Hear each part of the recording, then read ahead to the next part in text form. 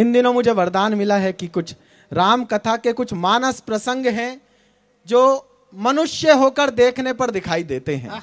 मैं वो प्रसंग का एक छोटा सा हिस्सा आपको सुनाता हूं। कविता का शीर्षक है लक्ष्मण मूर्छा।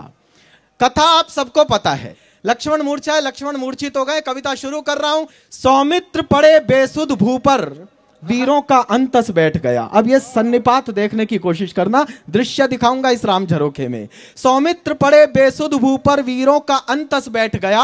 वानर कोलाहलहीन हुए, रण में सन्नाटा पैठ गया। बिन शेष नाग धरती ठहरी, वृक्षों का तन निस्पंद हुआ। नभचर अवाक, जलचर प्रस्तर, सागर का गर्जन बंद हुआ। लेकिन इस पथराए पल में राघव का मन वाचाल रहा।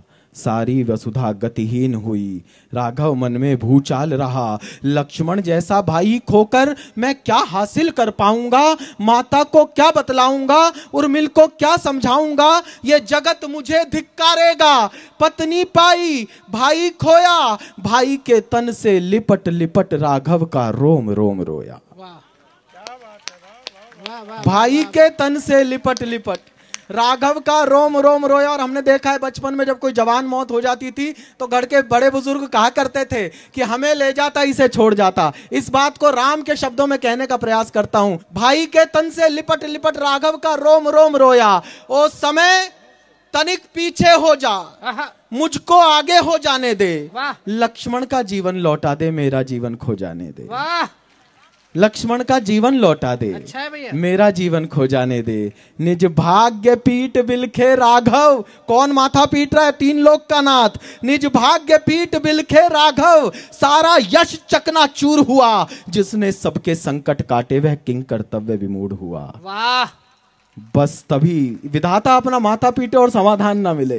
बस तभी अचानक बिजली सम, मन में कौंधा विधि का विधान। जिस घर से आया है संकट उसमें ही खोजो समाधान। क्या बात है? व्याकुल अंतर मन शांत हुआ, अनुभव की बाँच गया पोथी। सुग्रीव न राह सुझाता तो बाली पर विजय नहीं होती। सुग्रीव न रहा सुझाता जैन साहब तो बाली पर विजय नहीं होती। अंधियारे का आसन डोला, उग गया आस का अंशुमान। श्री राम विभीषण से बोले, हे मित्र सुझाओ कुछ निदान। इस पल में मैं हूं व्यथाग्रस्त, भाई पर संकट बना है। तुम हो विवेक से युक्त मित्र, तुम ही खोजो कोई उपाय। राघव की पीड़ा देखी, देखिए अवसरवादी की मानसिकता। राघव की पीड़ा देखी तो ये किया विभीषण ने विचार, अपनी निष्ठा दिखलाने का अवसर कब मिलता बार बार। रावण की लंका ने मेरा हर पल केवल अपमान किया। इस मर्यादा पुरुषोत्तम ने अरिभ्राता को सम्मान दिया। मैं यहां नहीं टिक पाया तो जग में मेरा कुछ ठौर नहीं। लक्ष्मण के प्राण बचा लूं बस, फिर कठिन परीक्षा और नहीं। वाह! लक्ष्मण के प्राण बचा लूं बस, फिर कठिन परीक्षा और नहीं। इस उहापोह में जाने कब मुख से कह बैठे समाधान। लंका के वैद्य सुषेण मात्र कर सकते इस दुख का निदान। किस बूटी में क्या औषधि है, किस पीड़ा का है क्या उपाय। वह आयुर्विज्ञ मरे को भी यम के हाथों से खींच लाए। वाह! वह आयुर्विज्ञ मरे को भी यम के हाथों से खींच लाए। सुनते ही हनुमत दौड़ गए। अब आपको सिहरन होगी, आनंद लेना।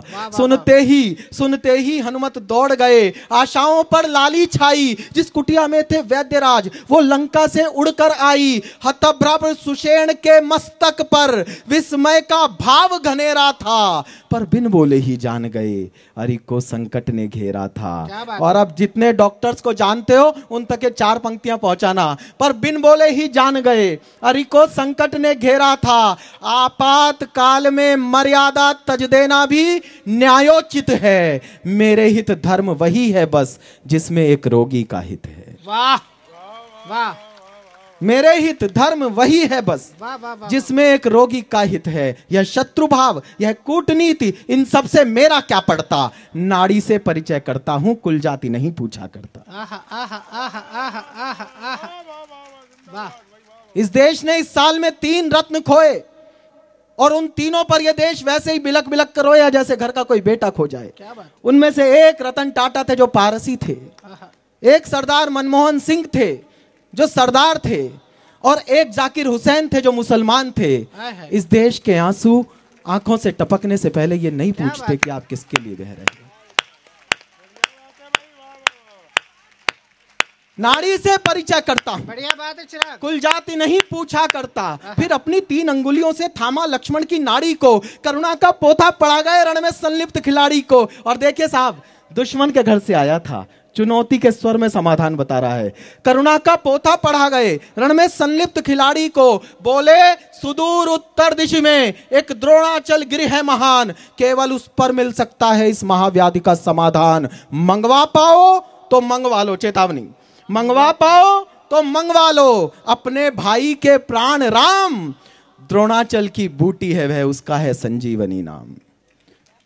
द्रोणाचल की बूटी है वह, उसका है संजीवनी नाम। उस बूटी को लाना होगा घट श्वास रीतने से पहले, संजीवनी से सुंघा देना पर रात बीतने से पहले। वाह वाह वाह वाह। इतना सुनते ही अंजनी सुत झंझा का वेग पछाड़ चले। अब हनुमान दिखाई दे जाए तो मुझे आशीष देना।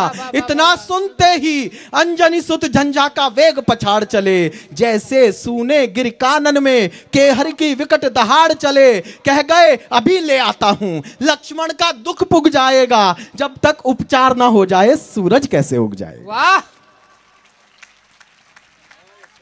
क्या बात है चिराग। जब तक उपचार ना हो जाए सूरज कैसे उग जाएगा। उड़ चले पवन सुत मन गति से, द्रोणाचल पर्वत पर आए।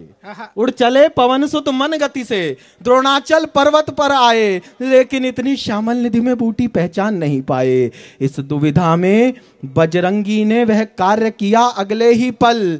धरती अवाक, अंबर अवाक, टापता रह गया द्रोणाचल। नक्षत्रों ने झुक झुक देखा, वृक्षों ने उचक उचक देखा, प्रण शक्ति बदलती है कैसे, पौरुष से विदिना का लेखा। मन में इच्छा बल जाग उठे, फिर क्या धरती कैसा अंबर, पर्वत को रखा हथेली पर, ला टेक दिया सागर तट।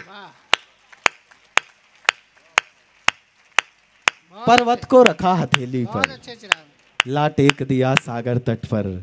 इससे पहले सूरज उगता दम के सौमित्र दिवाकर से, आनंद रत्न उद्घटित हुआ रघुलोचन के रत्नाकर से।